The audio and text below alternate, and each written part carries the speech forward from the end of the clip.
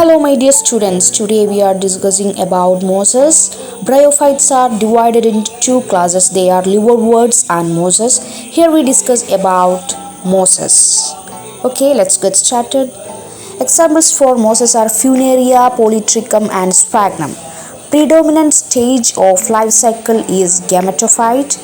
Gametophytes has two classes. They are Protonema stages and Leafy stages. The first stage is Protonema. Protonema develops directly from the spore. You can see in this picture spores are produced from the capsule and these spores germinated to form the protonemas. You can see in this picture this is a protonema structure.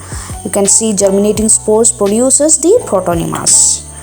Okay, this protonema, the leafy structure begins. Protonema is a creeping, branched and filamentous structure. Green thread-like stage is the protonema. You can see this is the protonema. First stage is leafy stage. Here you can see primary protonema develops to become secondary protonema. Leafy stage has slender axis. Can see spirally arranged leaves. They attach to soil by a multicellular branched rhizoids. Attached to soil by multicellular branched rhizoids. In this stage, it produces sex organs.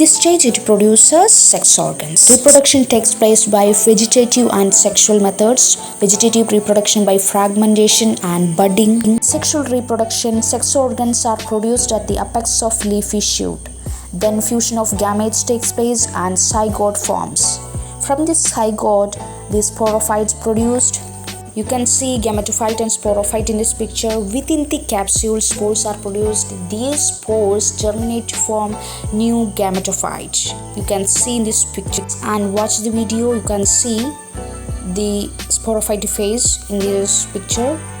And that's all about mosses. In the next video, we will discuss about uses of bryophytes. Okay.